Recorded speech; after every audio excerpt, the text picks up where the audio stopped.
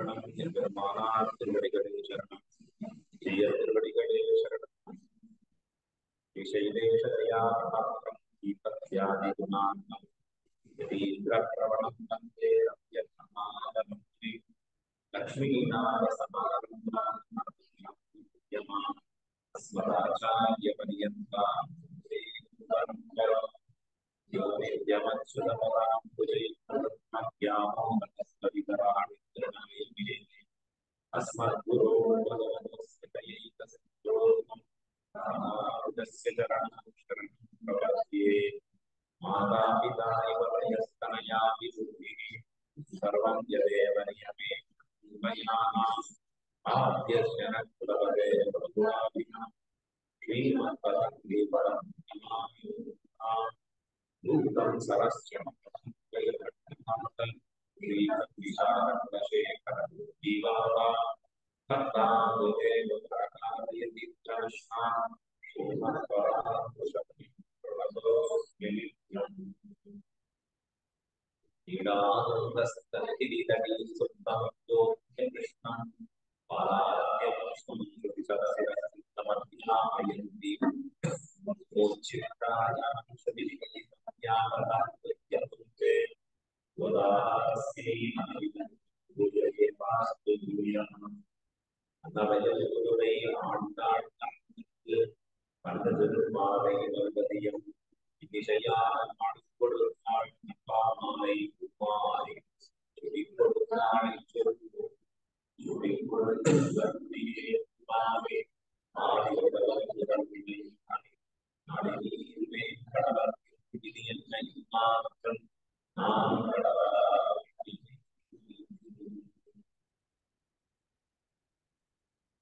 श्रीमत्कृष्णपरमात्माय नमो नमः यत्तदा शैलक्ष्म्याः सुलभविदरस्तदा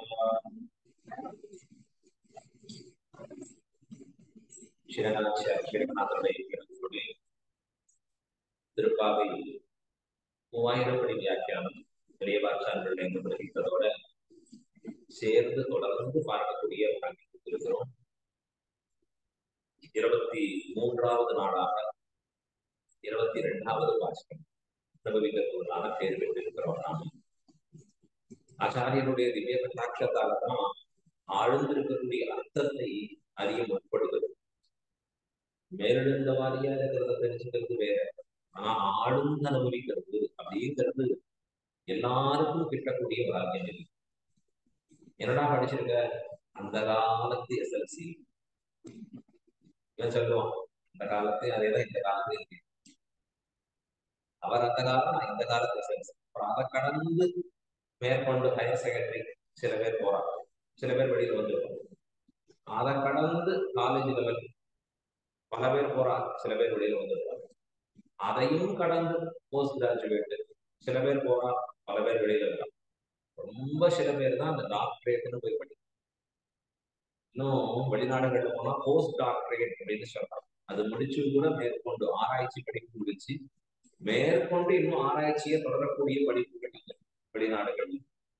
அப்படி படிக்கிறவா பார்த்தா ரொம்ப குறைச்சி. அதெல்லாம் சில பேருக்கு பார்த்தா என்ன வாழ்க்கையை படிப்பா எடுக்க முடியும், இப்ப பாரு படிச்சுட்டே இருந்தா அப்புறம் எப்ப வேலைக்கு போறது அப்படிங்கிற கேள்வி எழுவது. அப்ப யாரோ சில பேர் அந்த ஆராய்ச்சிக்கு உட்பட்டவர்களாக செல்ல அந்த ஆராய்ச்சியில இருந்து கொண்டு அவர்கள் என்ன பண்றா, நமக்கு வேண்டி இருக்கக்கூடிய நன்மையான விஷயங்கள் கண்டுபிடிக்கிறாங்க. ஆராய்ச்சியில இருக்கிறதுனாலதான் R&Dன்னு சொல்றாங்க, ரிசர்ச் அண்ட் டெவலப்மெண்ட். அதுல என்னென்ன தேவை, எப்படி தேவை அப்படின்னு கண்டுபிடிச்சு உடலுக்கு உண்டான விஷயங்களை புரிஞ்சுட்டு அதுல நிறைய விஷயங்களை நாம கொடுக்குறோம். உதாரணத்துக்கு மருந்து மாத்திரை கண்டுபிடிக்கிறதுல ஆரம்பிச்சு இப்ப எல்லாருக்கும் கோவிட் கொரோனா வச்சு வேக்சினேஷன் அப்படிங்கிறத போடுறதுல இருந்து ஆரம்பிச்சு ஒரு உடல் சம்பந்தப்பட்டு இருக்கக்கூடிய ஒரு வியாதி பறந்து இருக்கக்கூடிய பெருவாரியாக இருக்கக்கூடிய சமூகத்திற்கு நீங்க வேணும் அப்படிங்கிறதுக்காக சில பேர் மட்டும் செய்து ஆராய்ச்சி பண்ணி அதுல இருந்து நன்மையை கொடுக்குறாங்க. ஆனா அதனால கிடைக்கிற லாபம் யாருக்கு? எல்லாருக்குமா இருக்கு. அந்த லாபம் உடல் சம்பந்தப்பட்டதாக இருக்கிறது. அத போலதான் அழுவார்களும் ஆச்சாரியர்களும் உயிர் சம்பந்தப்பட்டிருக்கிற லாபத்தை அவ்வாறான ஆராய்ச்சி பண்ணக்கூடிய விஷயத்தை நம்மளால பண்ண முடியுமா? முடியாது. சாட்சாத் பகவானுடைய நிருகேதுக கிருபா கட்டாட்சி எம்பெருமான் அவர்களை அங்க இரண்டும் கொண்டு எங்கள் மேல் நோக்குதியன்னு சொல்ல நோக்கி இருக்காங்க. அயர்வரும் அமரர்கள் அதிபதியானவன் மயர்வர மதிநலம் அருளினான் அவர்களுக்கு. ஆகையாலே அவர்களாலே ஆழ்ந்திருக்கக்கூடிய பொருள்களை நமக்கு எடுத்து காண்பிக்க முடிகிறது. அவ்வாழ்வார்கள் அருள் பெற்றவர்கள் ஆச்சாரியர்கள். ஆகையாலதான் ஆழ்ந்து இதில் சொல்லப்பட்டிருக்கக்கூடிய பொருள்களை எடுத்து உரைக்கிறார்கள். மணவாள மாணவர்கள் தம்முடைய உபதேச ரத்ன மாலையில இப்படி பெரியவாச்சான் பிள்ளை பின்புள்ளவை நிறைய வியாக்கியைகள் செய்யக்கூடியவரா இருக்கார். அந்த வியாக்கியைகள் அது இல்லைன்னு சொன்னா அந்த அருள் செயல் பொருளை தேர்ந்துரைக்க வந்த குருவார் இக்காலம் நெஞ்சே கூறு. யார் சொல்ல முடியும் அந்த அருள் செயல்? யாராலும் அந்த அர்த்தங்கள் எல்லாம் எடுத்து நமக்கு இன்னைக்கு உரைக்க முடியும். திருவாய்மொழிக்கு 4-5 வியாக்கியானங்களோடு அமைய பெற்றிருக்குன்னா அந்த வியாக்கியானங்களை சொல்லி இருக்கிற பெரியோர்கள் இல்லைன்னா நமக்கு இந்த அர்த்தங்கள் தெரியும். நம்மளை சொல்லுவோம்னா மார்கழி மார்கழி திங்கள் மாதம் மாதம் மதி நிறைந்த அப்படின்னா சந்திரன் நிறைந்து இருக்கக்கூடிய மதினா நம்ம மதியில இருக்கு. அப்ப மதி நம்ம மதி நிறைந்தா அப்படின்னு சொல்லி. ஆனா ஆச்சாரங்கள் எப்படி பண்ணியிருக்கா? தங்களுடைய பரிபூர்ண கிருபையாலே அழ்வார்களுடைய உயர்ந்த அனுகிரகத்தாலே நமக்கு இதுல காட்டப்பட வேண்டிய ஆழ் பொருள்களை உள்புகுந்து நமக்கு காட்டி அருளுகிறார்கள். தான் வியாக்கியானத்தினுடைய தன்மை. இந்த வியாக்கியானத்தினுடைய பெருமையை தெரிவதற்காகவே இந்த வியாக்கியானங்களை அடிபணிந்து நாம் காலக்ஷேபம் கேட்கணுங்கிறதுக்காகவே உலகத்தில் தான் கல்பித்த மரியாதையை தானே நடத்தி காண்பிக்க ஆசைப்படுகிற ஸ்ரீரங்கநாதன் தான் நடத்தி காண்பித்தான். இதை நாமெல்லாம் காலக்ஷேபம் பண்ணணும் அப்படிங்கிறத தான் பண்ணி காண்பிக்க. பெருமாள் குருவிடத்திலே வாசம் பண்ணு, அதுக்கு குருகுல வாசம் அப்படின்னு பேர்.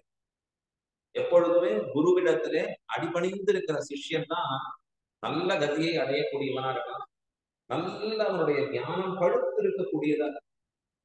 கீதையிலே பகவான் சொல்றார் எப்படி இருக்கணும் அப்படின்னா குருவின் திருப்படிகளிலே அமர்ந்திருந்து அவருக்கு தகுந்தபடி இருக்கக்கூடிய கைத்தறியங்களை செய்து எப்பொழுதுமே அவருக்கு வேண்டிய உபச்சாரங்களை பண்ணி தன் குருவின் சாதனைகள் தம்பி அன்பொன் இல்லாதா அப்படின்னு தெரிவிக்கிறார். அன்பு தன்பால் செய்தார் அன்பையோன் இன்பமிகு விண்ணாடு மானடிக்க வேண்டீரான் அவளால் நன்னாரவர்கள் திருநாடு அவளவனை ஸ்பஷ்டமா காண்பிக்கிறார். ஆச்சாரிய சம்பந்தம் தான் மோட்சத்துக்கு காரணம். பகவத் சம்பந்தம் இல்லேன்னு அறிவு. அப்ப குருவிடத்திலே சென்று அடிபணிந்து நம் கேட்கும் ஆச்சாரியனிடத்திலே அமர்ந்து சிஷ்யன் உருவாக வேண்டும். அப்படிதான் குருகுல வாசம்னு பேர். அந்த குருகுல வாசம் உலகத்திலே விதிக்கப்பட்ட ஒரு விதி. அதை எம்பெருமான் தானே நடத்தி காண்பிக்க. கிருஷ்ணாவதாரத்துல பண்றான், ஸ்ரீ ராமாவதாரத்துல பண்ணி காண்பிக்கிறான். கிருஷ்ணாவதாரத்துல சாந்தீபினிங்கிற ரிஷியிடத்துல போய் தான் சேர்க்கிறான். அந்த குருகுலத்துல இருந்து கிருஷ்ணன் வேகமா கத்துக்கிறான், அழகா கத்துக்கிறது நினைச்சு. அப்ப அவரிடத்திலே அடிபணிந்து கேட்பது என்பது கட்டாயம். தத்வித்தி பிரணிபாதேன பரிகிருஷ்ணேன சேவையா. அவருக்கு அடிபணிந்து அவருக்கு விரும்புகிறபடி தொண்டு செய்து அவரிடத்திலே இந்த வித்தியை வாங்கிக்கணும். அப்பதான் அந்த வித்தியை நிலைத்து நிற்கும்னு சொல்றோம். அந்த வித்தியை நிலைக்க பெறுவது எதனாலேன்னா உயர்ந்திருக்கக்கூடிய குருவின் அனுகிரகத்தாலே. இல்ல சுவாமி புஸ்தகத்தை படிச்சாலே வருது, இந்த யூடியூப் சேனல்ல கேட்டாலே வருது அப்படின்னு சொன்னா அது பேர் என்ன அப்படின்னா வெறுமனே நாம ஒரு பேப்பர் கார்டுல பதிய வைக்கிற மாதிரி பதியப்படுற விஷயம் ஒழிய அது ஞானம் ஆகாது. குருவின் அனுகிரகத்தாலே பெறக்கூடியது மட்டுமே தான் ஞானம் அப்படின்னு தான் நம்ம ஆச்சாரியர்கள் தெரிவிச்சது. அதையெல்லாம் இந்த கிரந்தங்கள் எல்லாம் ஆச்சாரியர்கள் திருவடிகளிலே அடிப்படைக்கு காலக்ஷேபமாக கேட்கணும். ஸ்ரீரங்கநாதன் உற்சவ பிரியன். இப்ப பெருமாளுக்கு உற்சவம் முடிஞ்சது, தாயார் உடனே உற்சவம். தாயார் உற்சவம் முடிகிறது, உடனே ஒரு பிரம்மோற்சவம் ஆரம்பம். தொடர்ந்து உற்சவங்கள்லயே இருப்பார். ஆனா இந்த காலக்ஷேபத்தினுடைய முக்கியத்துவத்தை காண்பிப்பதற்காக ஒரு வருட காலம் உற்சவங்களை நிறுத்தி மணவாள மாமனிகளிடத்திலே தான் ஈடு காலக்ஷேபம் கேட்டார். பகவத் விஷயத்தினுடைய 36,000 படி, திருவாய்மொழியினுடைய 36,000 படி நம்மளை எப்படி செய்திருக்கக்கூடிய வியாக்கியானம். ஆச்சரியமான வியாக்கியானம். நம்மளுடைய திருவருளாலே கிடைக்கப்பட்டிருக்கக்கூடிய வியாக்கியானம். அந்த வியாக்கியானத்தை யார் கேட்டார்? ஸ்ரீரங்கநாதர் கேட்கிறார். சமுத்திர மண்டபத்துல அமர்ந்து கேட்கிறார். யார் சாதிக்கிறார்? ஈட்டின் பெருக்கராக விளங்கி இருக்கக்கூடிய மணவாள மாமனிகள் சாதிக்கிறவர்கள். இன்னைக்கும் அந்த போர்டுல போட்டிருக்காங்க, இங்கதான் நடந்தது காலக்ஷேபம். இந்த இடத்துல ஸ்ரீசைலேஸ்வரையாவா தீபக்தியாதிநாதகம் யதீந்திர பிரவணம் வந்தேர் அப்படியே சாமாதனம் அப்படிங்கிற கதையின் அருள் செய்தார் பெருமாள் வந்து. அப்ப காலக்ஷேபம் அடிபணிந்து கேட்க வேண்டிய விஷயம். ஆச்சாரியர்கள் திருவடிகள்ல நீங்கிற அர்த்தத்தை ஸ்ரீரங்கநாதனே ஸ்தாபனம் பண்ணினா அது அவசியம். எந்த அச்சாவதாரத்துல பண்ண மற்ற விபவாவதாரங்கள் இருக்கிறது இல்லை. அத போல இந்த மாதிரி இருக்கிற சத்தான அர்த்தங்கள் நமக்கு கிடைக்கிறதுன்னு சொன்னா அது நாம் பெற்ற எவ்வளவுக்கு எவ்வளவு அதை இழக்காம பாத்துக்கிறோமோ அது அவ்வளவுக்கு அவ்வளவு நம்முடைய ஆத்மாவுக்கு மிக மிக மிக உயர்ந்திருக்கக்கூடிய அமிர்தம் போல அமைய பெற்றிருக்கும். இப்ப நாம் இன்றைய தினம் அனுபவிக்க வேண்டிய பாட்டு 22ஆம் பாட்டு, அங்கன்மான் ஞாலத்தரசர் அப்படிங்கிற பாசகம். கீழே ஏற்றக்கலங்கள் அப்படிங்கிற பாசகத்திலே ஆண்டாள் நப்பின்னை பிராட்டியோடும் மற்றுள்ள தோழிகளோடும் சேர்ந்து கொண்டு எம்பெருமானை போய் எழுப்பினாள். ஏற்ற கலங்கள் ஊற்றமுடையாய் பெரியாய் ஆத்தாது வந்து ஒரு அடி படியுமா போலே போற்றி யாம் வந்தோம் புகழ்ந்து அவளெல்லாம் போற்றி கொண்டு ஒரு இடத்துல வந்து சேர்ந்தோம்னு தெரிவிக்கிறச்சு. தங்களுடைய ஸ்திரீத்வாபிமானத்தை விட்டு வந்தோம். நாங்கெல்லாம் ஸ்திரீகள்னு கொஞ்சம் அபிமானம் மிக்கவர்களா இருப்போம், எங்களுக்குன்னு இருக்கிற ஒரு தன்மையோடு. ஆனா அதெல்லாம் தொலைத்துட்டு உன் திருவடிகள்ல நாங்கெல்லாம் வந்து சேர்ந்தோம் பெருமானை அப்படின்னு போன பாசுரத்திலே காண்பித்தருளினார். இந்த பாசுரத்திலே ஆண்டாள் எம்பெருமானுக்கு தவிர வேறு ஒருவனுக்கு தான் உரியவள் அல்லள் அப்படிங்கிற எண்ணத்தோட வந்து சேருகிறாள். அனன்யாரக சேஷத்துவம் என்று இதனுடைய பெருமைகளை பெரியோர்கள் பலவாறாக கொண்டாடுகிறார்கள். இந்த ஆத்மா இயற்கையாகவே எம்பெருமானுக்கு மட்டுமே சேஷப்பட்டது. இதனுடைய உயர்ந்த லட்சணம் என்ன அப்படின்னா எம்பெருமானுடைய அடிமை. அதனாலதான் நம்ம சொல்றச்சே அடியேன் அப்படின்னு சொல்ல. ஆத்மாவுடைய லட்சணம் பலவாறாக இருக்கு. லட்சணம் அப்படின்னு சொன்னா ஆத்மா என்பது மற்றதை காட்டிலும் வேறுபட்டதுங்கிறத தனித்து தெரியும். உடலே ஆத்மா, உடலை கடந்து வேறில்லை அப்படின்னு தின்பவர்கள் ஒரு நாள் உடல் விழுந்து போன பிறகு என்ன போறதுன்னு தெரியாம இருக்கு. ஆனா உடல் வேறு, உடலுக்குள்ளே இருக்கக்கூடிய உயிர் அது வேறு என்று உணர்பவர்களை தான் விவேக ஞானம் உடையவர்கள். தேகாத்ம விவேக ஞானம். இதத்தான் முதல்ல பகவத்கீதையில எம்பெருமான் சொல்லி கொடுக்கிறாரு. அர்ஜுனா, நீ தேகம் இல்லடா, நீ ஆத்மாடா. தேகம் என்பது ஆத்மாவை காட்டிலும் வேறுபட்டது. எப்படி அப்படின்னா தேகம் அழியக்கூடியது, ஆத்மா அழியாதது. தேகத்தை வெட்டலாம், குத்தலாம், வதைக்கலாம், என்ன வேணா பண்ணலாம், நினைக்கலாம். ஆனா ஆத்மாவை ஒண்ணுமே பண்ண முடியாது. உடல் என்பது அஞ்ஞானத்தோடு கூடியது, ஆத்மா என்பது ஞானத்தோடு கூடியது. தேகம் அழிந்து உருவாகி அழிந்து உருவாகி இருக்கும், ஆத்மா என்று ஒரே மாதிரி இருக்கும். தேகத்துக்கு தான் கர்ம நிபந்தனமாக இருக்கக்கூடிய சுகதுக்கங்கள், ஆத்மாவுக்கு இதுல எதிலும் சம்பந்தம் இல்லை. இதெல்லாம் பலவாறாக எம்பெருமான் அர்ஜுனனுக்கு உபதேசிக்கிறது. கீதையினுடைய அடிப்படை தத்துவமே என்ன அப்படின்னா உடல் வேறு உயிர் வேறு. இந்த தத்துவம் தான் தொடக்கமே. மற்ற எந்த நாட்டுகள்லயும் இதை பத்தி உண்டான விசாரமே கிடையாது. நம்முடைய சனாதன தர்மத்துல மட்டும்தான் உயிருங்கிற தத்துவத்தை பத்தி, ஆத்மாவை பத்தி உண்டான விசாரம். சாட்சாத் பகவானே நமக்கு அதை எடுத்து காண்பிக்கிறார். அப்ப ஆத்மாவிடத்திலே ஒருவன் தான் ஆத்மாங்கிறத நினைத்திருந்தாலே அவன் செயல்படக்கூடிய விதம் வேறுபட்டு இருக்கும், புரிதல் இருக்கும் அந்த இடத்துல. அர்ஜுனனை பார்த்து சொல்றாரு, உனக்கு என்ன இந்த கிளேசம் பாரு, உடல் தானே அழிய போறது, ஆத்மா அழிய போறது. உடலுக்கு ஏற்படக்கூடிய துக்கத்தை போய் ஆத்மாவுக்கு வரக்கூடியதாக பிரமித்திருக்க வேண்டியதில்லை. இப்ப சம்சாரத்திலே ஒருவன் உழன்று கொண்டே இருக்கிறான்னா என்ன காரணம்? உடலுக்கும் உயிருக்கும் உண்டான வேற்றுமை அறியாதவனாக இருக்கு. இதவே வெளியில தெரியக்கூடிய ஆடு மாடுகளை போட்டு உட்கார வச்சு நீ உடல், உனக்கு இருக்கிற உயிர் வேறு அப்படின்னு சொல்லிட்டு அது போக ஏதோ கீரையை கொடுப்பான்னு பார்த்தாரா? அப்ப அதற்கு என்ன இந்த அறிவை பொருத்த முடியாது. அதனுடைய அறிவு அதற்குண்டானது 5 அறிவோடு கூடியது பிராணி, அவ்வளவுதான். நமக்குத்தான் 6 அறிவு கிடைத்திருக்கு. அந்த 6 அறிவை உயர்ந்த நோக்காக இருக்கக்கூடிய உடல் வேறு உயிர் வேறுங்கிறத அறிவதனை செலுத்தணுமே ஒழிய மீண்டும் உடலை இன்னொரு உடல் பெறுவதற்குண்டான விஷயமாக ஆக்கக்கூடாது. எல்லாம் கீதையில முதல்ல பகவான் அதை சொல்லி காண்பிக்கிறார்.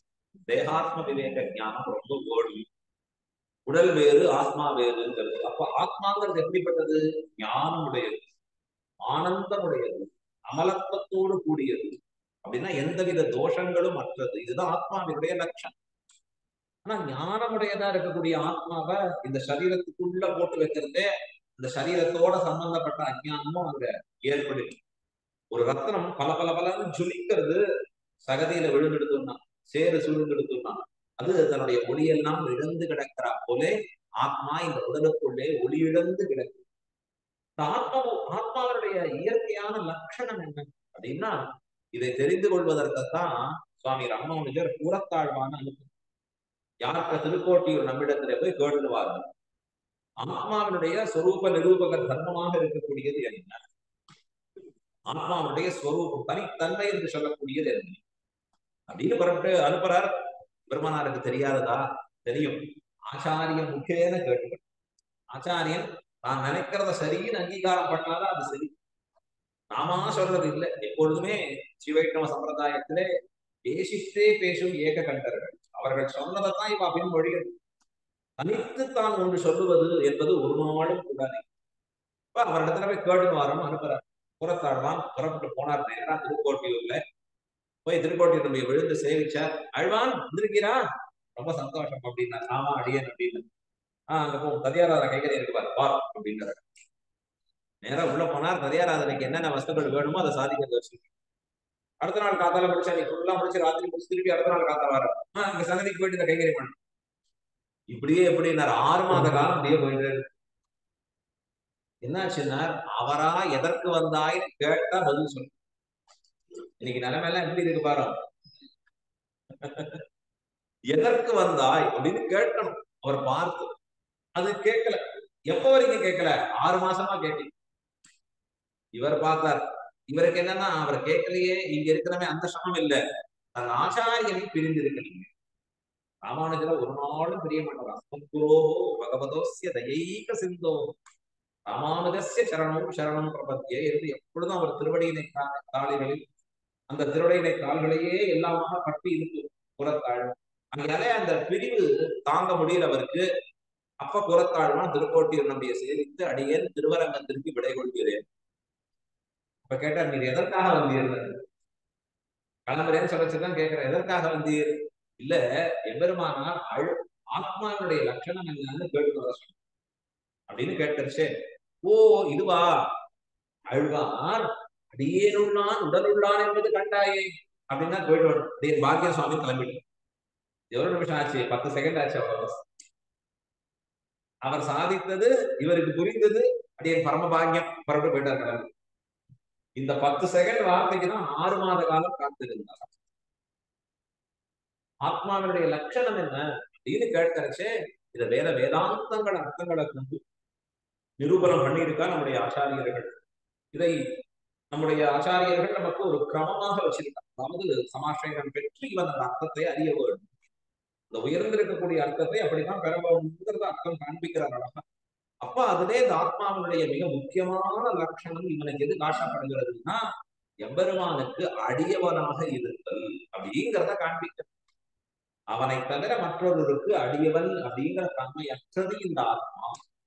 இதை உணர்த்துவதற்காக நம் ஆச்சாரியர்கள் பல விஷயங்கள் ஆச்சரியமான அர்த்தம் நாம் சமாசனம் பண்ணிக்கிறதே எதற்குன்னார் இந்த அர்த்தங்களை உணர்ந்து வாழ்வது.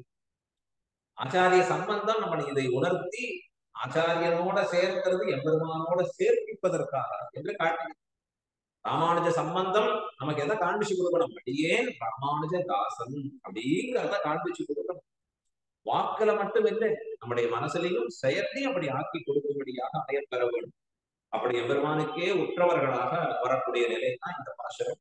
இது 22ஆம் பாட்டு. எல்லாருமா சேர்ந்து ஒரு முறை அனுசந்தானம் பண்ணுவோம். அங்கன்மான் ஞாலத்தரசர் விமான பந்தமாய் பள்ளிக்கட்டில் கீழே சங்கம் இருப்பார் போல் அங்கு தலை பெய்தோம் இங்கு நீ வாய் செய்த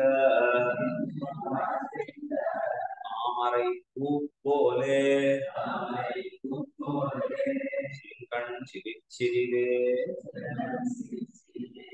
என்மேல் விடியாமோ திங்களும் ஆதித்யனும் எழுந்தார் போல் இரண்டும் கொண்டு திங்கள் மேல் நோக்குதியே திங்கள் மேல் சாபம் இழிந்தேரோ எம்பாவாய். அங்கண் மான் ஞாலத்தரசன் அழகிய கண் இடமுடைத்தான மா பெரிய ஞானம் உலகம் அதனுடைய அரசர்கள் ராஜாக்கள். அபிமானம் இந்த உலகம் என்னோடது அப்படிங்கிற அபிமானத்தோட இருக்கும். அபிமான பங்கமாய் அது பங்கமாயிடுது அப்படின்னா அபிமானத்தை தொலைச்சு அதை தொலைத்து வந்து என்ன பண்றா? நின் பள்ளி கட்டில் கீழே எம்பெருமான் எழுந்திருக்க இருக்கக்கூடிய பள்ளிக்கட்டில் கீழே அவர்கள் என்ன பண்றா? வந்து அவர்கள் எல்லாரும் வந்து சேர்ந்திருந்து என் பள்ளிக்கட்டில் கீழே சங்கம் இருப்பார் போல். சங்கம்னா கூட்டமாக இருப்பார் போல்.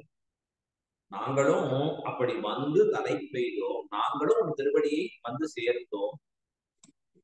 கிங்கினி வாய் செய்த தாமரை பூ போலே. கிங்கினி அழகான சிறு மணிகள் இருக்கு.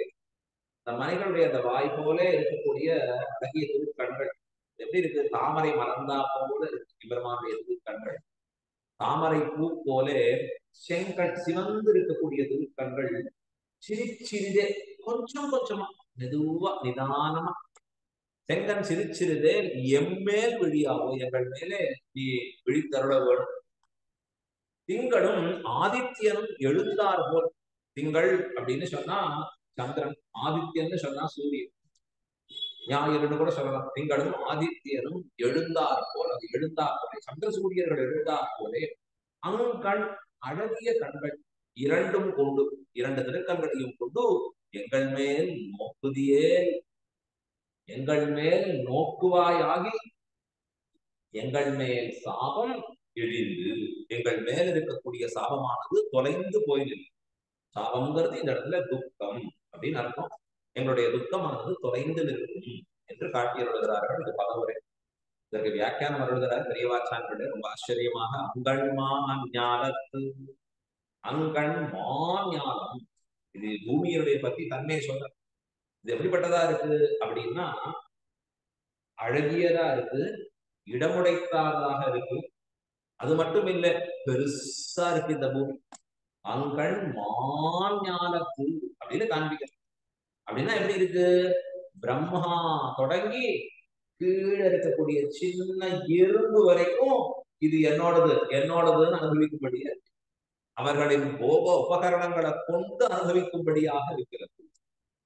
இப்ப சாப்பிட்றோம், ரொம்ப அழகான பதார்த்தம். சில பேர் சாப்பிடுறது கையில சாப்பிடலாம். அதுதான் என்ன பண்றாங்க? கையில ஒரு குச்சியை வச்சுக்கிறோம், இப்படி சாப்பிடலாமே நல்லா இருக்கும். குச்சி வச்சு சாப்பிடுறது தப்பு இல்லை, குச்சி உள்ள போயிடக்கூடாது, அதான் பார்த்துக்கணும். ஆனா இன்னைக்கு உலகத்தை சொல்றா கையால சாப்பிடுறது ரொம்ப சிறந்து. இதெல்லாம் நமக்கு சமமா இருக்கும், எல்லாம் சிறந்தது இல்லை. ஓடிட்டே சாப்பிட்டா நல்லா இருக்கும், உட்கார்ந்து சாப்பிட்டா கீழே உட்கார்ந்து சாப்பிட்டா இன்னைக்கு சொல்லக்கூடிய வார்த்தைகள். அப்ப நாம அந்த சாப்பிடக்கூடிய ஆகாரம் இருக்கு, இது கையால் எடுத்து சாப்பிடணும். இப்ப இன்னொன்னு வச்சு உபயோகிச்சோம்னா அதுக்கு போக உபகரணம். உலகத்துல இருக்கக்கூடிய பதார்த்தங்களாக இருக்கக்கூடிய பூமியில இருக்கக்கூடிய மேல இருக்கக்கூடிய பிரம்மம், பிரம்மாவுக்கு மேல பரமாத்மா தான், வேற யாரும் இல்லை. அவர் தான் பழமையானவர், ரொம்ப முதுமையானவர், இருக்கிறதுலயே ரொம்ப பெரியவரா இருக்கிறவர், பிதாமகர். பிராஞ்சோ விரிஞ்சாதயா. பிராஞ்ச் அப்படின்னா காஞ்சனா, அவர் ரொம்ப ரொம்ப பழமையா விரிஞ்சின்னு பேரு பிரம்மாவுக்கு. நான்முகனை நாராயணன் படைத்தான். முதல்ல அவர்கிட்ட தோன்றினவர் பிரம்மா தான், இந்திரமாண்டத்தில் இருந்து. அப்ப அந்த பிரம்மாலேருந்து ஆரம்பிச்சு கீழே இருக்கக்கூடிய சின்ன எறும்பு குட்டியா போறது பாருங்க, அது ரெண்டும் உள்பட தங்கள் தங்கள் சக்திக்கு ஏற்பட்டபடி இந்த உலகத்தை அழகாக ஈடுபட்டு அனுபவிக்கும்படியான ஒரு ஞானம். அப்படிப்பட்ட உலகம் இது பகவத் சிருஷ்டி. பிரம்மாவுக்கு தான் நல்லா இருக்குன்னு இல்லை, கீழே இருக்கிற இந்த எறும்புக்கு கூட அது அற்புதமா இருக்கு. அது தன்னுடைய உபகரணங்களை கூட இந்த உலகத்தை அனுபவிக்கிறதுங்கிறச்சே ஆச்சரியமாக இருக்கிறது அப்படிங்கிறத பார்க்கணும்.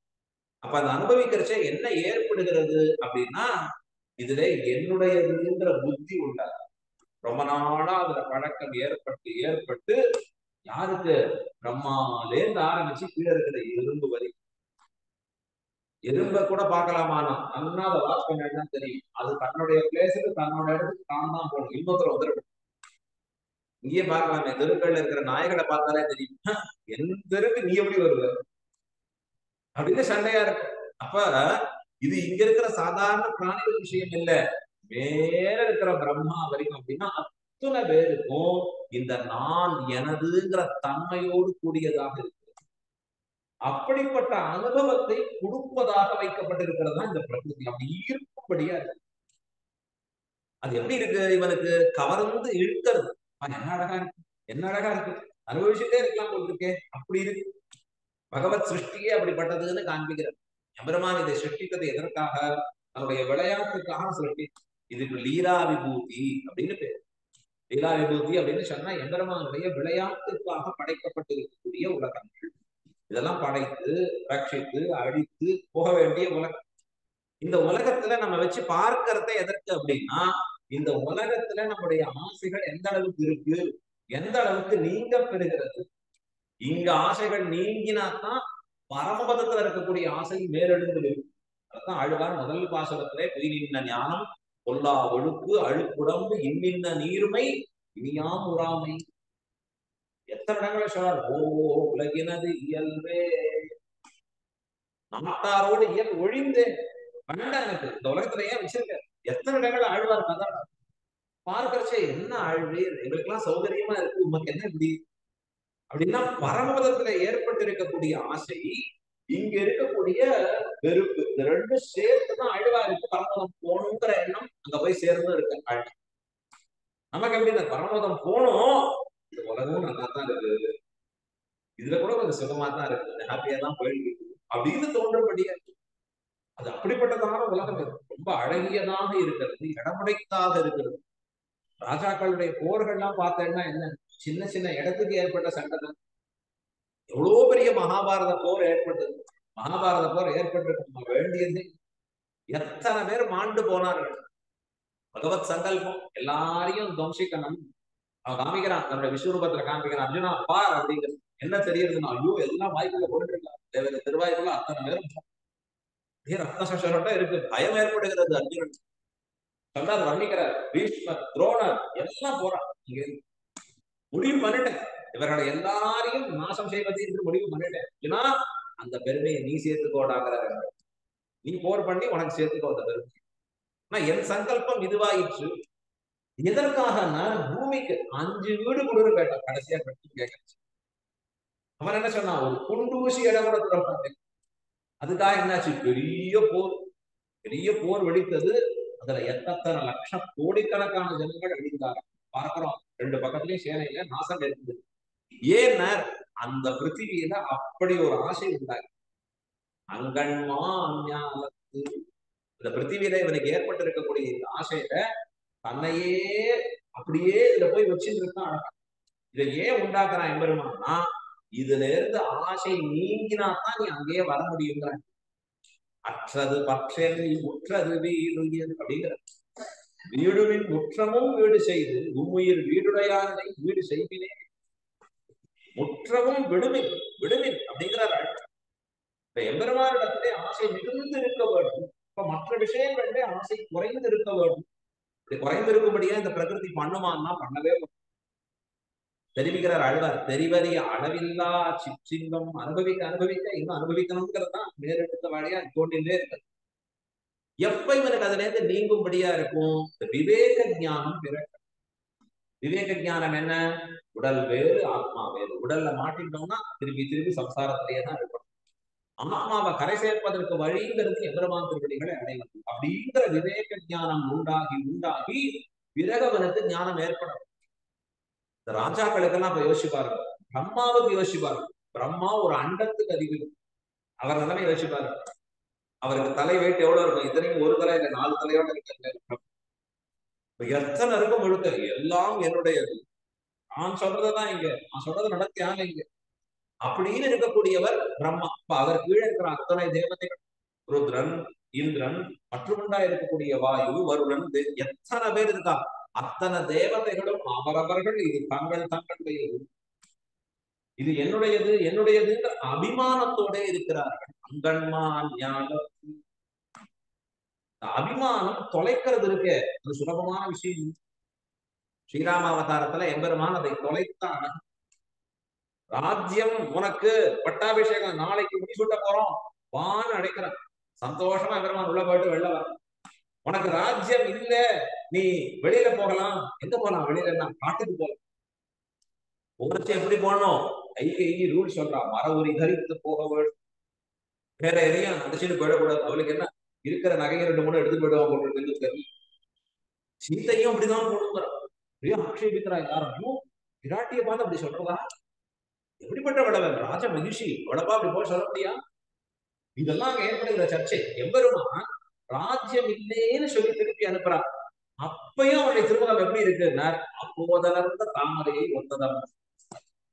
அந்த தாமரை அலர்ந்தா எப்படி இருக்குமோ அப்படிதான் இருக்கு. செல்லவே எம்பெருமான் ராஜ்யம் உண்டுன்னு சொல்ற செய்யும், ராஜ்யம் இல்லேன்னு சொல்ற செய்யும் முகம் ஒத்து இருக்கிறது எம்பெருமானுக்கு. அப்ப அந்த பிரகிருதியில இருக்கக்கூடிய பற்றற்றுதல் சாதாரணமா ஏற்படக்கூடிய விஷயம் இல்லை, ரொம்ப பற்றோடு கூடியதா இருக்கும். இந்த பற்றுலதான் நமக்கு ஊற்றம் அதிகமா இருக்கு. இந்த பற்று இருக்க இருக்க என்ன ஆகும், மீண்டும் பிறவி தொடர்ந்து கொண்டே சம்சாரத்துல தொடர்ந்து இருந்துட்டே இருக்கலாம். தொடர்ந்து இருப்பதுல தப்பில்லை, ஆனா அடுத்த பிறவில எப்படி ஆகும்னு சொல்ல முடியும். அவன் ஜடபரதர் அவர் அவசரம் இருக்கிறச்சே ஒரு மானை பார்க்கறச்சே, அந்த மான் குட்டி போடுறச்சே, தாய் போறச்சே அந்த குட்டியை எடுத்து பார்த்துக்க ஆரம்பிச்சு. அதுக்கப்புறம் என்னாச்சுன்னா ஹோமம் பண்றாரு, இங்க இருந்து இந்த குட்டி மான் எங்க போறதுன்னு பாக்குறாரு, ஸ்வாஹா அப்படிங்கிறாங்க, அங்க பார்த்துட்டு இருக்கு. இவர் பாவம் அந்த மான் பண்ணி முடிச்சாச்சு, இவர் சைனிக்க வேண்டியதோ அடுத்த காரியம் பண்ண வேண்டியதோ மனசு போக மாட்டேன் ஜபத்துல. ஏன்னா இன்னும் 6 மணி ஆச்சு, இது திருப்பி வரலையே இந்த மான். கடைசியில இவர் தன் சரீரத்தை விடுற செய்யும் அந்த மானை பற்றியே நினைந்து விட்டபடியாலே அடுத்த பிறவி மானாக பிறந்து ஒரு மானா பிறக்கும்படியா எடுத்தது. யோசிச்சு பாருங்க. அந்திம ஸ்மிருதின்னு பேரு. அந்திம ஸ்மிருதினா கடைசி காலத்திலே இவர் எந்த நினைவோடு இருக்கிறான். இதைத்தான் எம்பெருமானார் பிரதாதத்திலேருந்து கேட்டு நமக்கு இல்லேன்னு சொன்ன பிரபன்னன் அந்த அனுஷ்டானங்கள்ல இருக்கணும். வேண்டியது நமக்கு ரொம்ப முக்கியமான விஷயம். அப்படி இருக்கிறச்சே அந்திம ஸ்மிருதி வருகிறது என்று காண்பிக்கிறார். இப்படி இருக்க இருக்க என்ன தொடர்கிறது, இவனுக்கு மீண்டும் மீண்டும் பிறவி தொடர்கிறது. பெருமாள் தான் திருப்பி சொல்றார், என்னையே நினைந்து பொழுது போக்க வேணும், அப்பதான் நீ என்னை அடையும்படியாக இருக்கும். இல்ல வேண்டாம், மத்த தேவன்கிட்ட இருக்கலாம், பிரீத்தி இருக்கலாம், ஆப்ரம்ம புவனான் லோகான், எல்லா லோகத்துக்கும் நீ போலாம், ஆனா மீண்டும் ரிட்டர்ன் வந்தான் பாத்துக்கோ. எதுவுமே உனக்கு மோட்சத்துக்கு உண்டான விஷயம் இல்லை. என்கிட்ட வந்தாலொழிய உனக்கு மோட்சம் இல்லை. என் பக்தர்கள் தான் என்னை அடைவார்கள் அப்படின்னு பெருமான் தெளிவா காண்பிக்க. இப்ப இந்த பிரகிருதியில இருக்கிற ஆசை, இந்த உலகத்துல இருக்கக்கூடிய ஆசை, அதான் ஆழ்வார் சொல்ற, இந்த பஞ்சபூதங்கள் என்ன பண்றது அப்படின்னா, என்னுடார் பெருமானையும் செரும் ஐம்புலன் இவை. உலகத்துல எதையோ கண்டு பயப்படுறோம், முதல்ல நம்ம கிட்ட இருக்கிற பஞ்சேந்திரியங்களை கண்டு பயப்படுறோம். இது எப்படி எல்லாம் நம்ம இழுத்துட்டு போகும் தெரியுமா, எந்த பக்கம் இழுத்தும் தெரியுமா தெரியாது நமக்கு. எம்பெருமானிடத்திலேயே மனசு வைக்க முடியுமான்னு விட திருப்பி திருப்பி வேறு பக்கம் திருப்பிட்டே இருக்கும் இந்த பஞ்சபூதம். யாருக்கும் மேலே நித்திய சூரியர்கள் இங்க வந்தா அவர்களுக்கும் அதுதான் ஆகும். எண்ணுளார் பெருமானையும் பெரும் ஐம்புலம், அவர்களையும் இந்த ஐம்புலங்கள் விட்டு வைக்காது. பஞ்சேந்திரியங்கள் படுத்துற பாடு அவ்வளவு அதிகம். அஞ்சியர் பராசரப்பட்ட இடத்துல ஒரு கேள்வி கேட்டார், ஏன் ஸ்ரீரங்கநாதர் சந்திரபுஷ்கரணி கரையில படுத்துட்டு இருக்காரு? அஞ்சியருக்கு ஆர்வம், ஏன் இங்க படுத்துட்டு இருக்கணும்? கட்டார் அஞ்சியரை வாராயன்னு சொல்லி கட்டிட்டார். எனக்காக தான் இந்த கேள்வியே கேட்டு. எதனாலே அப்படின்னா, ஒரு கஜேந்திரங்கிற ஆனை அன்னைக்கு கதறி ஆனைக்கண் அருளையீந்த கண்ணரா என்று ஆனைக்காக ஓடி வந்தான் எம்பெருமான். அப்படி ஓடி வரச்சே அதரை பதறி ஓடி வருகிறான் எம்பெருமான். அதன் சமூகத்தி பிரகிதஹஸ்தம் அஸ்மீகிருத்தான்னு ஸ்லோகம் பண்றார்கள். அப்படி ஓடி வர அந்த யானைக்காக, அது ஒரு முதல பிடிச்ச யானை. ஆனா பட்டருங்கிற இந்த யானை இருக்கே 5 முதலைகள் பிடிக்கப்பட்டிருக்கு.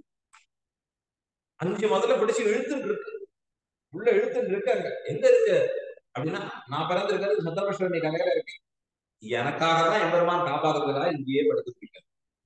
அங்கிருந்து ஓடி வர முடியாதுன்னு தெரியும் அவருக்கு. பகவத் அவதாரத்தை பகவான் அர்ச்சாவதாரத்துல எழுந்தருளி இருப்பதை எனக்கே அருள்கள் செய்ய என நினைப்பதுதான் பெரியவர்களுடைய. ஏன் சுவாமி ஸ்ரீரங்கநாதர் அவர் பொழுது போறாண்டா படுத்து இருக்காரு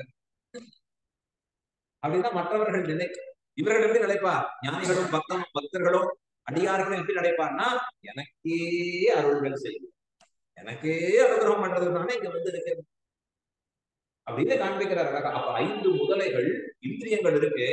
இது நம்மை படுத்துகிற பாடு உலகத்துல யாரும் எடுக்க முடியாது. அப்படி இழுக்கிறது. இது யாரையும் தான் ஞானியா இருந்தா கூட விட்டு வைக்காது. யாரையுமே பிடிச்சு இழுக்கும். ரொம்ப ஜாக்கிரதையா அதை கையாள வேண்டும் என்று காண்பிக்கிறார்கள் ஆச்சாரியர். இப்ப அந்த ஞானத்துல இருக்கக்கூடிய ஆசையை இப்ப ராஜாக்களுக்கு எப்படி இருக்கும் பாருங்க. ஒரு ராஜா அப்படின்னா அவன் சொல்றதுதான் சட்டம். கீழே எல்லாரும் அவனுக்கு கீழே இருக்கணும், அடிமை செய்யணும். அப்படி ஒரு ராஜாக்கு அந்த பூமி பேர்ல, தன் ராஜ்யத்தின் பேர்ல போகமா அனுபவிக்கிறச்சே எத்தனை அவனுக்கு இருக்கும். அதனால எத்தனைலாம் தவறு பண்ணணும். அகங்காரம் மமக்காரம் அதிகமா எடுத்துன்னா மற்றவர்களை மதிக்கிறதே வர. என்னவும் செய்யலாம், இது என்னுடையது, நான் தான் இதற்கு. இப்ப நான் எனது கலந்திருக்கிறச்ச என்னவும் செய்யும்படியா அங்கன்மா ஞாலத்தரசன். அந்த உலகத்திற்கு அரசர்களா இருக்கிறவர் பட்டர் அழகா சொல்றார் ஒரு ஸ்லோகத்துல காண்பிக்கிறச்சு.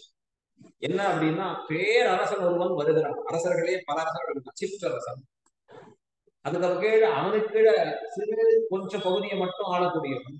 இப்படின்னு பல பேர் இருக்காங்க. சிற்றரசர்களாலும் ஆளக்கூடிய பேரரசன் இன்னொருத்தன்.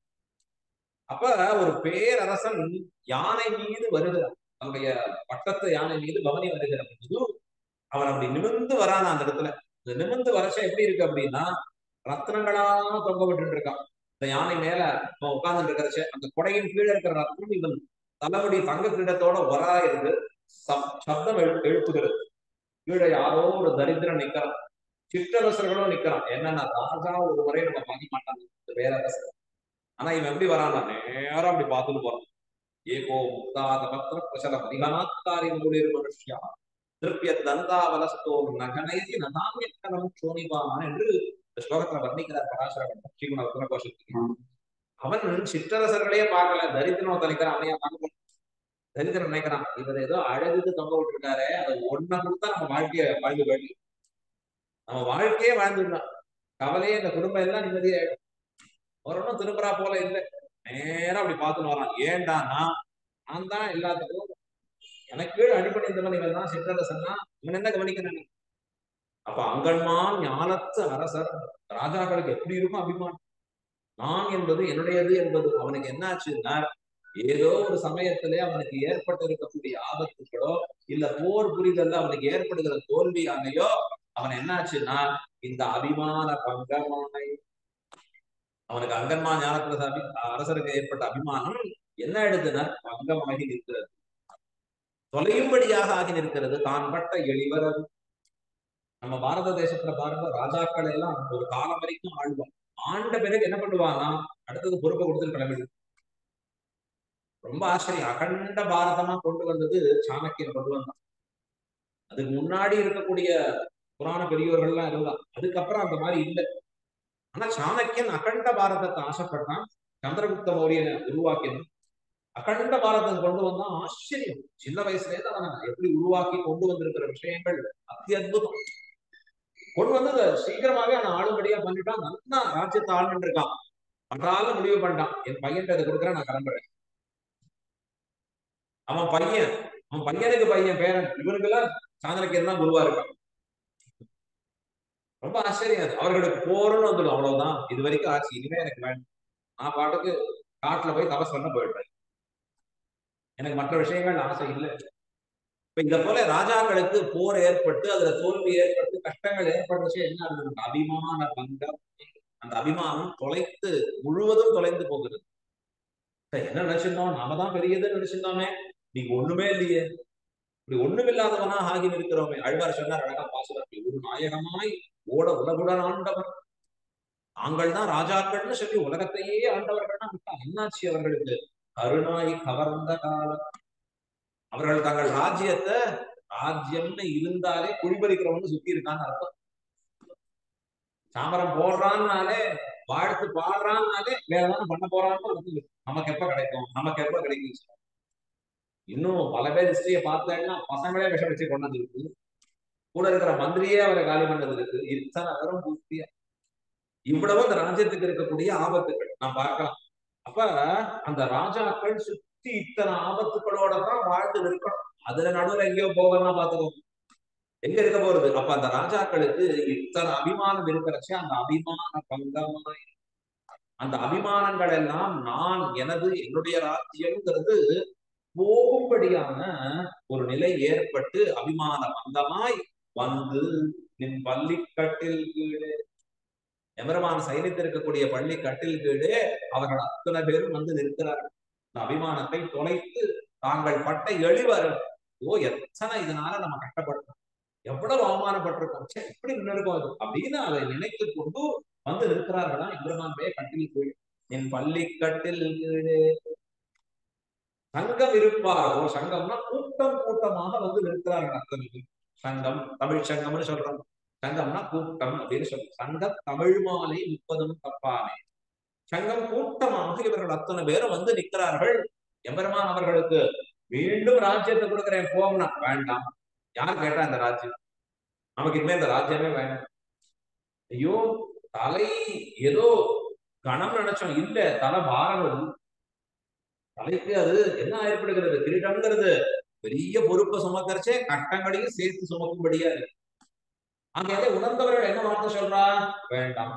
இதுல ரொம்ப ஆச்சரியம் என்ன தெரியுமா? நாம பார்க்கறதுங்கிறச்சே துரியோதனன் இப்படிப்பட்டவர்கள்லாம் மாண்டார்கள் நாம பார்க்கிறோம். ஆனா திருதராஷ்டிரனுக்கு அற்புதமான வைராக்கியம் இருக்கு. திருதராஷ்டிரனும் அவன் பத்னியும் சத்ததி அடைந்தார்களே காண்பிச்சு. எதனாலே அப்படின்னா கடைசியில ஏற்பட்டிருக்கக்கூடிய வைராக்கியம். காட்டுல போனா இருக்கா 2 பேரும் அற்புதமா கடைசியா அக்னியை மூட்டி அதுக்கு பிரவேசமாயி அவர்கள் புறப்பட்டு போனாங்க. ரொம்ப ஆச்சரியமா இருக்கக்கூடியது. இதன் உபதேசித்தான்றதெல்லாம் தெரிவிக்கிறோம். ஏன் மகாபாரதத்துல பின்னாடி பார்த்துச்சே தெரியும்.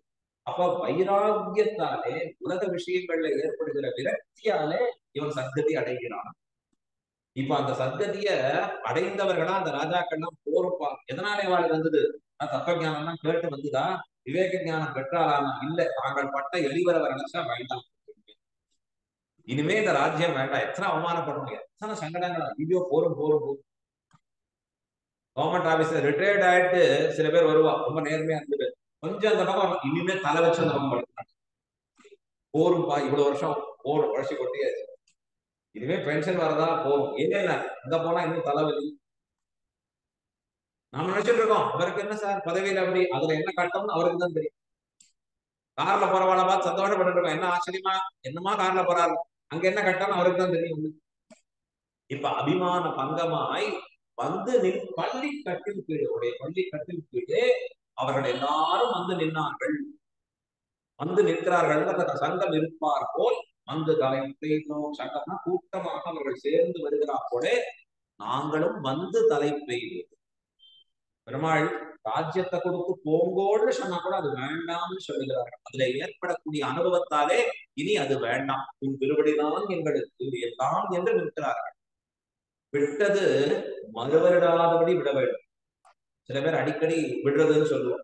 நான் கூட அந்த மாதிரி சொல்லி வச்சிருக்கேன், விடணும் விடணும். என்ன ஆகும்? அடுத்த மாசம் திருப்பி வந்துடும்.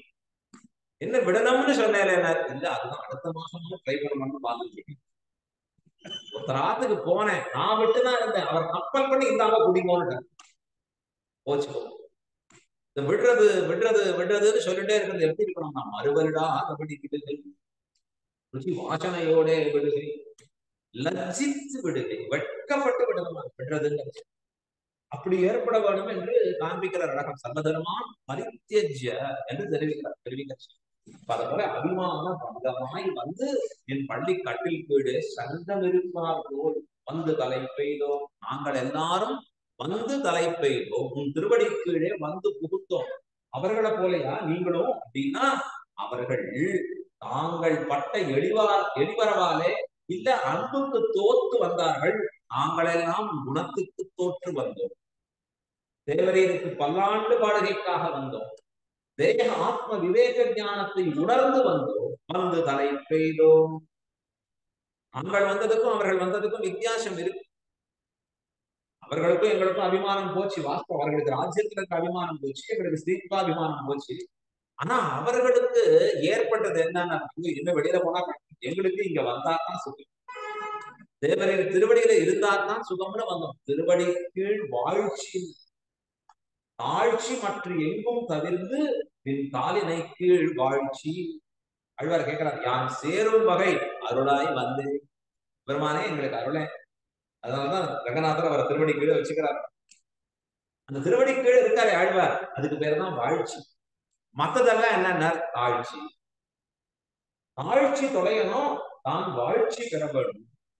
அத போல நாங்கள் எல்லாம் என்ன பண்ணோம், வந்து தலை பெய்தோம், வந்து தேவரின் திருவடி கீழே நின்றோம், குணத்துக்கு தோற்று நின்றோம், தேவரீருக்கே உரித்தானவர்களாக நாங்கள் அத்தனை பேரும் வந்து சேர்ந்தோம் என்று வார்த்தை சொல்லுகிறார்.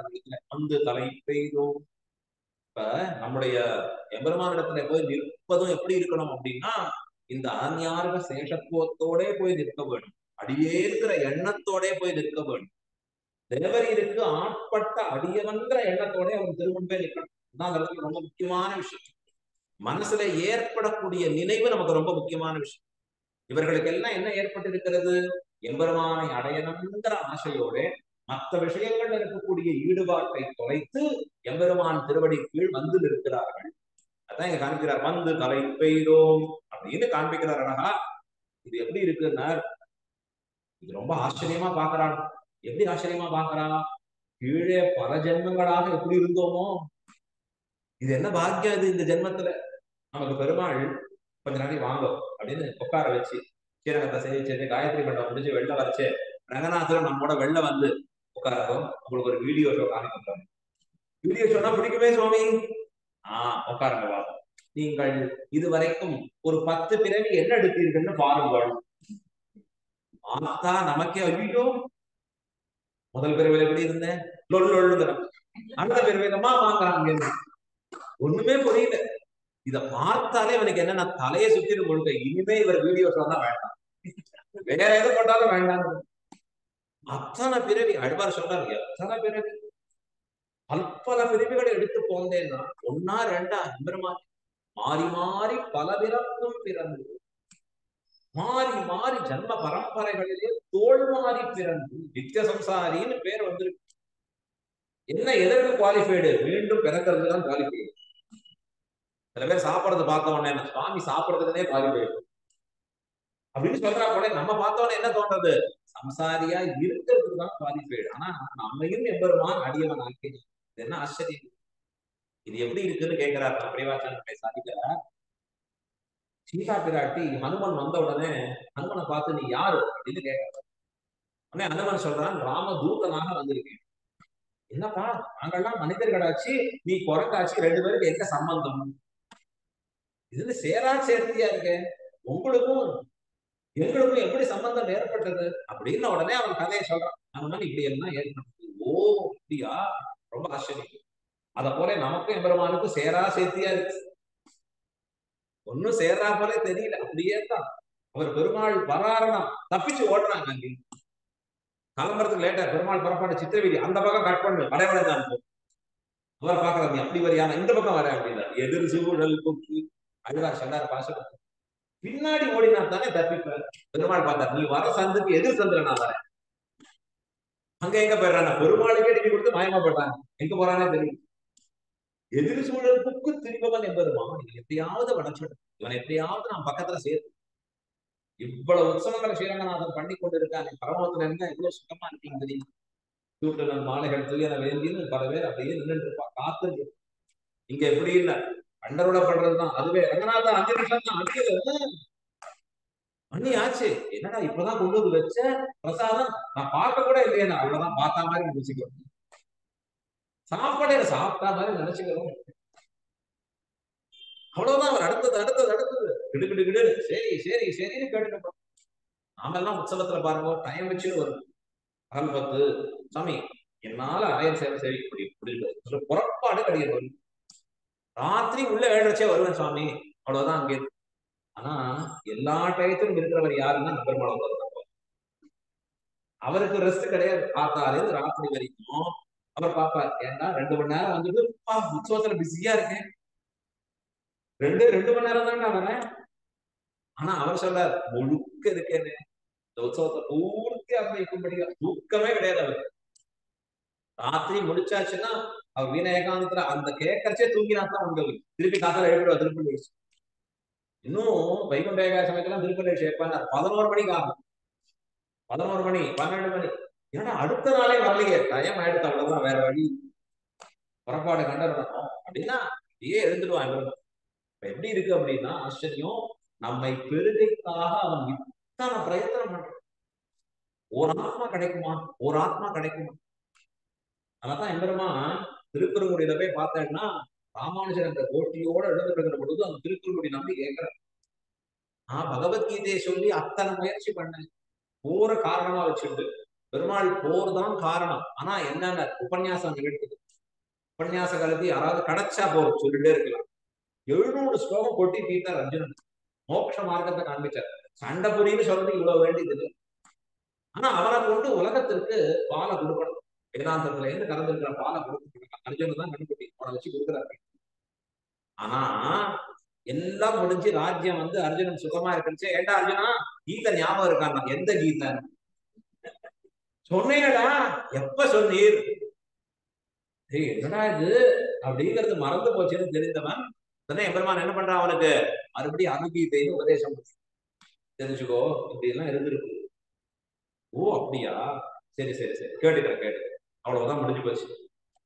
இத்தனை பிறவிகள் அவர் எம்பெருமான் கேட்கிற திருக்குறளுடைய நம்பி, நான் இத்தனை சிரமப்பட்டேன், ஒரு சிஷ்யம் கிடைச்சானேன்னு சந்தோஷப்பட்டேன், அவனும் மறந்தேன். நீர் எப்படி இத்தனை சிஷ்யார கூட்டின்னு வரீங்க? பெருமாள் டெக்னிக் கேட்கறாருன்னு தெரியறது அவரு. நம்ம எல்லாம் மார்க்கெட்டிங் டெக்னிக் கேட்டா ஜாக்கிரதையா இருக்கும், வியாபாரிகள் அதை கரெக்டா வச்சு. பெருமாள் கேட்கறாருன்னு உடனே ராமானுஜர் பார்த்தார், இது கேட்கிற விதத்துல கேளும், நான் சொல்ற விதத்துல சொல்றேன் அப்படின்னா என்ன அர்த்தம்? இப்போ உங்களுக்கு அறிய வேண்டியது சிஷ்யனா அறியணும், அடியன் ஆச்சாரியனா இருக்கு சொல்லணும். அவருக்கு மேல சீட்டை போட்ட நான் கீழே அறிஞர் அவருக்கு இப்ப உபதேசம் பண்ணும் அப்படின்னா எல்லாம் உமால தாங்க. என்ன பார்த்து சொன்னார், பெருமாளை பார்த்து சொன்னார், எல்லாம் தேவரீதா. தேவரீர் கீதையில என்ன சொன்னீர்? அர்ஜுனா நான் தாண்டா, எல்லாத்துக்கும் நான் தாண்டா, எல்லாம் தேவர்கள். அவஜானந்தி மாம் மூடாக மாங்கிறான், என்னை யாரும் அறிவதில்லை இந்த சம்சாரிகள், எல்லாம் பாப்பிகள், கேட்கிறதே இல்லை. யாரோ சில பேர் அறிகிறான், ஞானிக்கு ஆத்மைவ மேமன். எத்தனையோ வார்த்தையை சொல்றான் பெருமா. நீர் எப்ப பார் நான் சொன்னீர், ஒரு பயம் மட்டும் வரல. நான் தேவரின் என்ன என்ற வந்துட்டாங்க, எல்லாரும் வந்து பத்தி நிற்கிறார்கள் இந்த இடத்துல அப்படின்னு அங்க காண்பிக்கிறார்கள். அப்ப ஒரு ஆத்மா கிட்ட பெற்றால் நமக்கு சந்தோஷங்கிறான். கீழே பல பிறவிகளாக நான் எனதுங்கிறது அவ்வளவு ஊறி போயிருக்கு. ஏன் உடனே இந்த பிறவியில போக மாட்டேங்கிறது? அத்தனை பிறவிகள்ல தொடர்ந்து வச்சு பெருமான் சொல்றார், நீ செய்திருக்கிற பாப்பம் தான் உனக்கு தடையாக வந்து இருக்கிறது. பாப்பங்களே தடையாக இருக்கு, அடுத்த ஸ்டெப் ஒன்று போக மாட்டேன், அதை போக்கிக் கொள்ள வேணும் அப்படின்னு அதை காண்பிக்கிற கர்மயோக பக்தி யோக ஞானிகள் செய்யக்கூடியவர்களுக்கு அதை காட்டி எழுதுறாரு பெருமான். பெருமானார் நல்ல வேளை நமக்கு சரணாகதின்னு காண்பிச்சார், காப்பிச்சா பொழைச்சோம், இல்லைன்னா போச்சு. இருக்கிற காலத்துல நம்மளால எதை அரட்டிக்க முடியும், எதை பெற முடியும், சொல்லவே முடியாது. இப்ப இங்க தெரிவிக்கிறார், வந்து தலை பெய்தோம்னு சொன்னா கீழே இத்தனை பிறவிகளா எங்க கிடந்தோம்னு தெரியாது. ஆனா இன்னைக்கு ஒரு திருவடி வாரத்துல இருக்கும். ஸ்ரீரங்கத்துல ரங்கநாதனுடைய புறப்பாடுக்கு காத்திருக்கக்கூடிய ஆச்சாரியர்கள் ஒரு சமயம் புறப்பாடு தாமதமானது. அப்ப எல்லா ஆச்சாரியர்களும் சந்தோஷமா ஆலிங்கனம் பண்ணிக்கணும், ஆனந்த கண்ணீர் பெருகுகிறது, குளிர்ந்து வந்த ஆனந்த கண்ணீர். இன்னும் புறப்பாடு லேட்டானதுக்கு ஏன் கிடைக்கிறான்?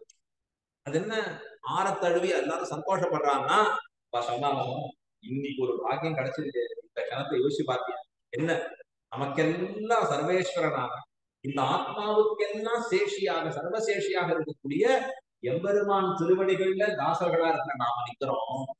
கீழே எத்தனை பிறவிகள்ல எவன வேண்டு வாசல்ல கிடந்தோம், எதெல்லாம் வேண்டி கிடந்தோம், இன்னைக்கு எவ்வளவு பாக்கியம் நமக்கு கிடைச்சது. இந்த பாக்கியத்தை நினைச்சு பாருங்க. அந்த சமயத்திலையும் எப்படி அவருடைய எண்ணம் இருக்கு, ஆச்சாரியர்களுக்கு எந்த உயர்ந்த எண்ணம் ஏற்படுது. நாம என்ன டயத்தை பார்ப்போம், என்ன லேட்டாச்சு இந்த இடத்துல ஆச்சாரியர் சொல்றா, இந்த பாக்கியம் பெற்றோம், இந்த பாக்கியம் இன்னைக்கு உரியவர்களிடத்துல காத்து இருக்கிறோம். கீழே பல நாள் தகுதி அற்றவர்கள்ட்ட காத்து காத்து கிடைச்ச கூட புலமும். இந்த ரவாரி எல்லாம் சில பேர் சொல்லுவாங்க, கட்டினங்க உள்ள வருவேன், ஆமா வரும், இப்பதான் வரும். இருக்கிறச்சே சொல்லுவான். ஆனா அவர் வந்த பிறகு என்னடா அது உள்ள போறச்சே அப்படி இருக்கு, வெள்ள வரிசை இப்படி இருக்கு, நல்லா அப்படியே மாறி இருக்கும். இப்ப கீழே சம்சாரியா இருக்கிறச்சே நாம் பட்டிருக்கிற துன்பங்கள் வேற வேற வேற. ஆனா எம்பெருமான் திருவடியில ஆசிரியத்து இருக்கிறச்சே உண்மையான ஆத்மா தன்னுடைய உயர்ந்த நிலையை பெற்று உய்கிறது. அதான் இங்க சொல்றார், வந்து தலை பெய்தோம், தேவரீர் திருவடி வாரத்துக்கு வந்து சேர்ந்தோம் அப்படின்னு காண்பிக்கிறோம்.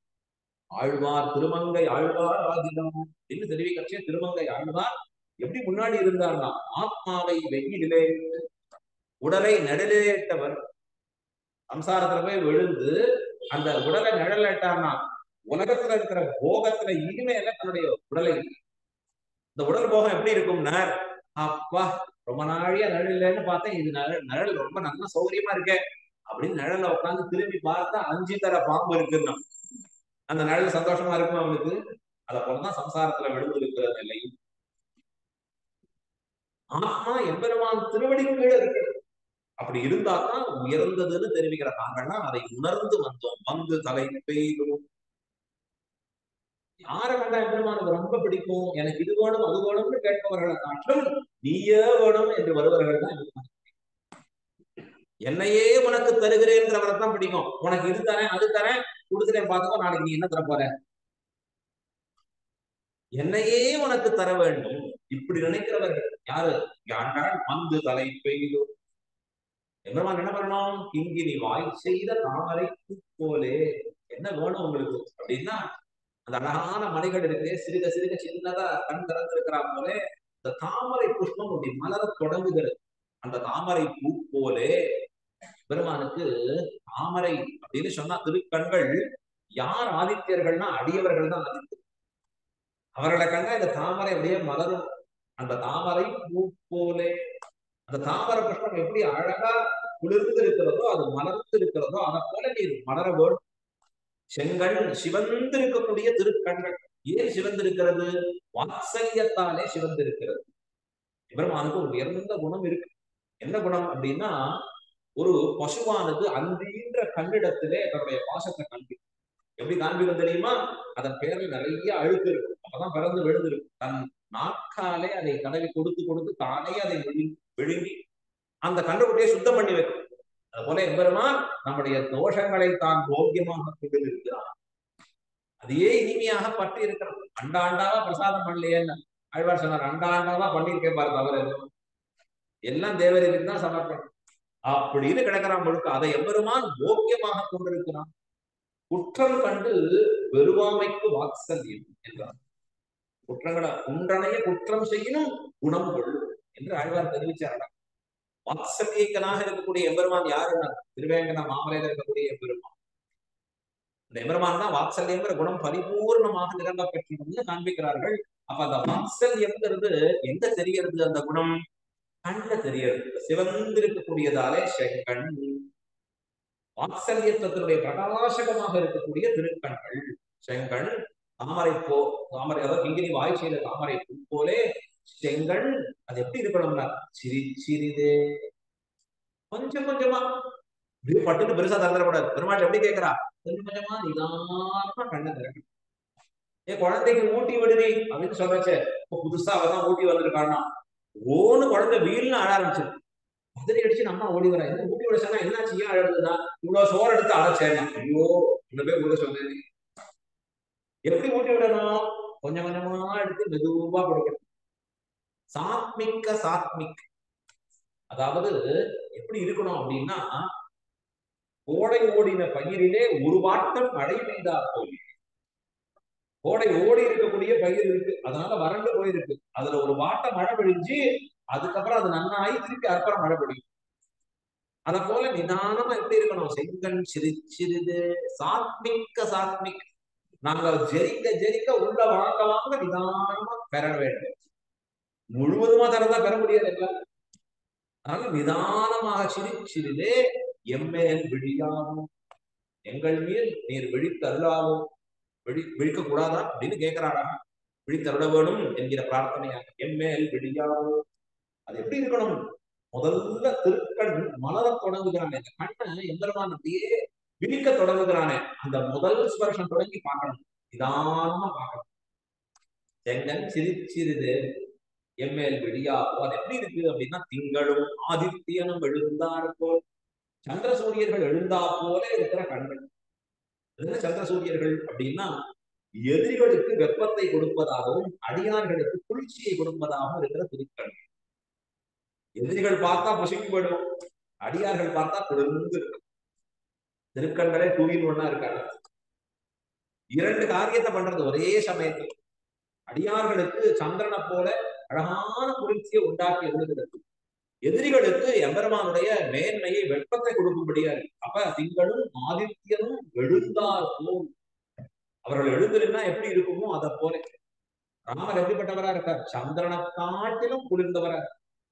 போர் புரியர்ச்சே பார்த்தா ஐயோ ராம சூரியனிடத்துல சந்திரன் போட முடியாது அப்படின்னு தோன்றும் முடியாது. அப்ப அதை போல திங்களும் ஆதித்யனும் எழுந்தார் போல் நீர் என்ன பண்ணணும்? அங்கன் இரண்டும் கொண்டு அழகிய திருக்கண்கள். எம்பெருமானுடைய திருக்கண்களுக்கு ஒப்பு ஏதாவது சொல்ல முடியும்? சொல்லவே முடியும். அழகுக்கே உரித்தா இருக்கக்கூடிய கண்கள். ஆழ்வார் சொல்றார், தாமரை அதாவது கைவண்ணம் தாமரை வாய் கமலம் போலும் கண்ணிலையும் அரவிந்தம். அவருக்கு பேர் என்ன? அரவிந்த லோச்சனன். அரவிந்த லோச்சனன் பேர். கண்ணழகை உடையவன் எம்பெருமான். அந்த கண்ணழகுக்கு தோற்றுதான் பல பேர் எம்பெருமானத்துல போய் நிற்பான். அவர் கண்ணழகை பார்த்தானா அவ்வளவுதான். திருப்பானாழ்வார் வர்ணிக்கிறார் அழகா. அரிய வாங்கி உடைவளர்ந்து மெழுந்து செவ்வரியோடி நீண்டவ பெரியவாய கண்கள். என்னாச்சினார்? என்னை பேதமை செய்தனே. இந்த கண்ணழகை பார்த்தா அவ்வளவுதான், விழுந்தார். இப்படிப்பட்ட ஒரு கண்ணழகு பார்த்ததே இல்லை. இது என்ன அழகான ஒரு திருக்கண். அந்த அந்த செங்கனாக அதாவது ஆதித்யர் விழுந்தார் போல் அங்கன் இரண்டும். இப்ப என்ன சொல்றா?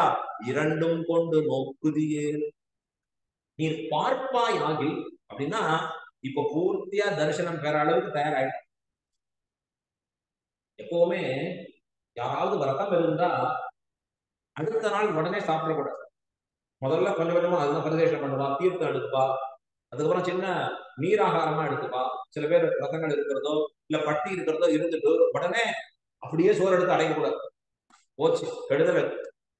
அந்த போல நிதானமா அந்த பார்வையை உருவாக்கி எதிர்மனுடைய கடாட்சத்தை பெற்று இப்ப பூர்த்தியா கடாட்சம் பெறலாம்னு சொன்ன உடனே அங்கன் இரண்டும் கொண்டு எங்கள் மேல் நோக்குவீர்கள்.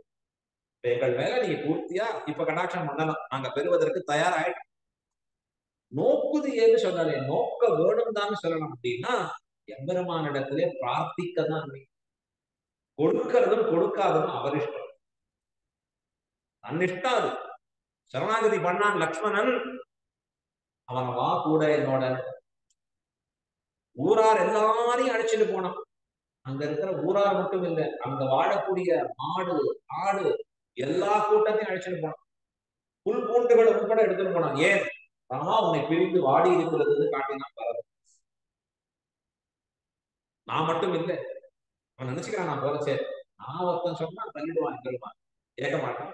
ஊரே சொல்றது, அத்தனை பேர் சொல்றான். எப்படி மறுப்பார் அவர்?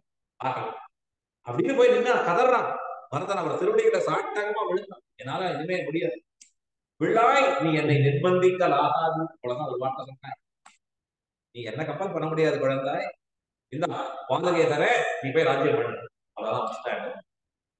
இப்ப எது பண்ணணும்னு தான் திருவுள்ள பக்தன் நோக்குதியேல் கிருபை பண்ணுவாயாகில் உன்னுடைய கருணை கிடைக்கும் ஆகில் எம்பெருமானே என்ன ஆகும்? எங்கள் மேல் சாபம் எடி, எங்கள் மேலே இருக்கக்கூடிய சாபம். சாபம்னா யாராவது ரிஷி கொடுத்துருக்கணும். என்ன சாபம்? இவாள் மேல போனா அங்க கிடைக்கிற நரகத்துல கிடைக்கக்கூடிய ஒரு சரீரம் இருக்கு.